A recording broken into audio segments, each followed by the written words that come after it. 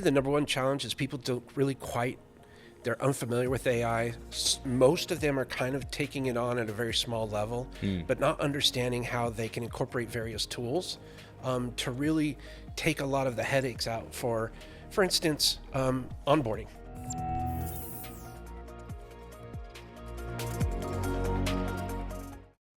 Hello, everyone. Welcome to another episode of Beyond the Byte. I'm your host, Mo Hafez, and I have a very special guest today. We have Jaime Jay, CEO and founder of Bottleneck, and we're going to be talking about AI today with Jaime. Jaime, welcome to the show. It's a pleasure to have you. Thanks for having me. My pleasure. So let's talk about AI and what you're doing with AI. Tell me about Bottleneck Digital Assistants and what's your vision behind it? Yeah, so Bottleneck Distant Assistants is a delegation platform. So we set up delegation departments remotely. So what we found is many companies have a hard time delegating tasks. And if you've ever asked that question, hey, where are we at with this team? We try to eliminate that from the conversation by setting up a team that documents every single process. So you don't need to ask that. And at the very end, you create a signal saying, whatever it is, if it's on Slack or whatever, whoever is involved, whatever action needed to be completed is now done. It just kind of lets everybody know on the team that that particular task has been done. It creates a really nice system or process so that you can say, hey, everything is taken care of. It gives you a lot of confidence knowing that everything is handled without having to run around in chaos trying to figure out whether or not things are getting done. It's fantastic. It's basically assisting organizations, their teams with AI tools in a very palpable and easy to use way. In your experience, how have teams kind of taken to this technology? Do they adopt it openly? Do they fight it? Tell me some anecdotal evidence of when you've worked with clients, what kind of things you run into. Yeah, so, clients right now, God bless them, they're pretty amazing, but they don't understand how to delegate. And that often leads to turnover, high rates of turnover. And what we're seeing in the industry I'm in, a lot of people refer to them as virtual assistants. There's on average a 38% turnover, and they last about 5 months. We found a way to reduce that to 8.7% turnover, and our average, we call it LTV, lifetime value, or how long they stay with that organization, at 39 months. And on a subscription-based program, that's pretty good. What I found with AI is a lot of our assistants that work for our clients were really scared they were going to get replaced with AI, and they were freaking out. And so now what we've done is we've kind of put it up on its end, and we let people know that they're highly tech-enabled DAs. So they go through they go through an AI training program for a beginner, intermediate, and advanced level kind of integration automations with AI. So now they feel more confident because they come into that position armed, knowing how to leverage AI. That's fantastic. We talk a lot on the show about how to use AI effectively in organizations. And at the end of the day, it's a human-machine collaboration that we're talking about here. So, you're working with actual humans that are AI empowered, and they're the ones that are helping teams automate and scale, right? So with that, tell me some of the challenges that you've seen both internally for you, as far as your team adopting AI, but also some of the challenges that your clients are facing that you've been able to enable. That's a really good question. So I would say the number one challenge is people don't really they're unfamiliar with AI. Most of them are kind of taking it on at a very small level, but not understanding how they can incorporate various tools to really take a lot of the headaches out for instance, onboarding. Everybody has an onboarding. Everybody has an onboarding a process in the organization. So you hire somebody, they take them through a certain set of things, but a lot of times what happens is they don't realize that they can use integrations and automations with AI to kind of automate that entire process, or at least keeps the steps going and moving. And I think a lot of people are afraid somehow, some way. At least that's what I hear from people. I'm kind of afraid with it because they don't know it. And one of the challenges I think with AI, which you're very, very familiar with, is you got to put your, dip your toe in the water there and just kind of maybe jump in and swim around for a while and see what you want to do. So we need to be able to educate them a little bit more. And the other thing too is people are oftentimes scared to take on any kind of AI tool or anything like that because they just don't know what they don't know. So I'm encouraging our assistants to do that on their behalf. And then when they show them, hey, look what we did, they're like, oh wow, okay, I want to learn more. I love your analogy of dipping your toe. I'm a scuba diver, and one of the big, you are as well. Excellent. So as with scuba diving, you understand that you're constantly exploring the depths of the unknown, and oftentimes that comes with fear. But on the other side of fear is this unique opportunity. And I think this idea of leading with curiosity instead of fear is what allows us to move forward. And it's interesting because, as you mentioned, people do fear AI. Some people have embraced it, and some people are afraid of it. They think it's going to replace them. They think it's going to replace humanity.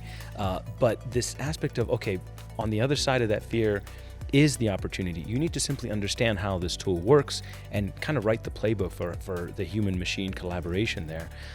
So that's a really, really fantastic way to put it, and you're enabling the teams to do that. So that's excellent. How did you get into this space, by the way? That's funny. So I started almost 2 decades ago. I hired my first assistant from the Philippines. I had an ad agency at the time. We were trying to figure out ways that we can at that time, we were doing graphic design and stuff like that for clients, and I'd get the initial design on a 9600 baud rate fax machine, the proof of it and stuff like that. So we've come a long way from there, but that was my first kind of insight into that, because my partner was from the Philippines, and I said, how do we grow this business? We don't have a bunch of funds. He goes, I think I know something. So we hired our first people out of Cebu City in the Philippines, and then 2 decades later, with the technology that we have now, it's kind of different, a lot different. But I wanted to kind of touch on something.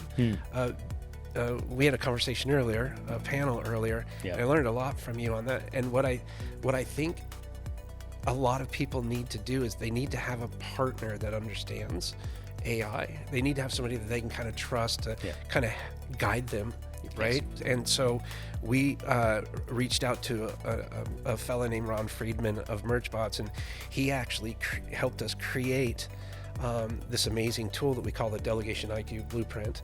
And it's several different AI tools into one, but it really helps somebody that maybe doesn't really know how to delegate or doesn't really know what's going on, but they're really overwhelmed and they're working 80 or 90 hour weeks, and they forgetting emails and they're forgetting to call back people, and they start dropping the ball. Well, this is a document that AI creates on their behalf that will go, okay, here's your challenges, list them all out. Here's how to overcome those challenges. Here's the role or roles that can perform these challenges on your behalf, and here's what life's going to look like. And then it creates 2 more reports. One goes to the sales department, one goes to the recruitment department, and it basically takes the enriched data, which is that personality from that person, usually derived from LinkedIn, their website, things like that. And it shows that it tells the salesperson, this is kind of how this person is. This is what they like. Here's their core values. Here's their mission. Here's their vision.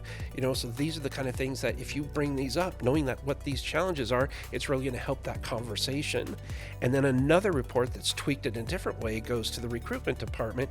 And now all of a sudden they know what this person is looking for, what roles would fit the best based on their current challenges. And then that way they know how to go out and find the right person for that match. And I think that's AI, right? Like how amazing is that? I just think there's so many options. We've barely, imagine 6 months from now, 2 years from now, it's going to be completely different.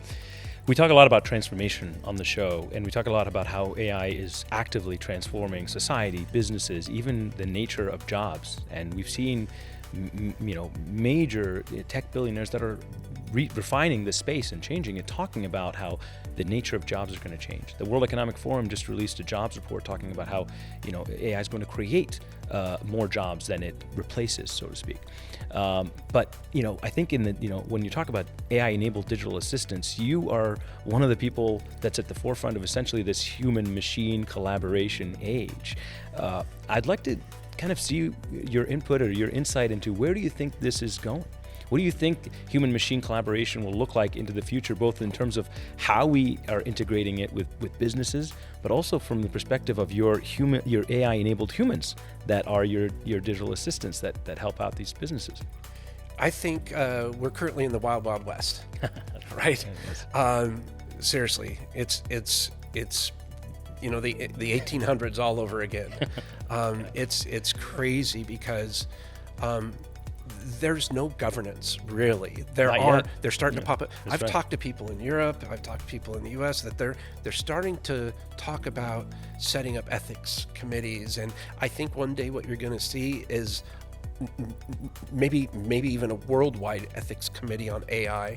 I know there's programs being currently developed here in our government and things like that, but I think it's going to be just like the FDA or whatever big huge governmental agencies there are now. I think there's going to be a separate AI agency with rules of governance, rules of ethics, and all of that kind of stuff. And I think right now it's kind of an opportunity for you to take advantage of it.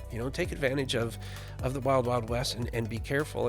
And one thing that I think that we'll see, to answer your question in the future, is it's going to be more active from the initial response versus now it's more of an idea. And I'm very I don't want to say strict, maybe that's too strong of a word, but every single person in our organization knows that if they produce something from, say, ChatGPT, that document is an idea to get them started. Yes, it's not the finished product. No. It's not the final product. Right. Yeah. You absolutely want the human eyes on it. You want the human touch on it. Automations are great. I mean, AI at its core is an automation engine, but you don't want to leave that automation unchecked, unfettered, producing its own results. You get into some real dystopian aspect of things when you begin to scale that out. And so now, what is one piece of advice that you would give to organizations right now that are looking at AI as a tool? They know it's a transformative tool, but they're not sure what's the best way to adopt it. How do I bring this technology into my organization? And in many cases, they may already actually have it, and they're just not aware. But what would your advice be to those folks that have businesses, that have companies, on how to incorporate it effectively and responsibly? Maybe first, watch your podcast. Reach out to you because you really know your stuff on this. But I would say find a partner. I think I touched on this a little bit earlier.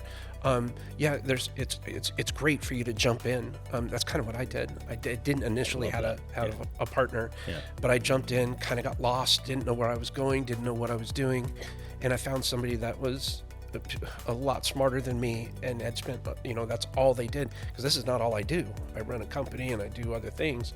But if you can find a partner and then learn from that and then create a field map or a roadmap for your team to understand what that message is and come up with some kind of an AI protocol based on feedback from this partner.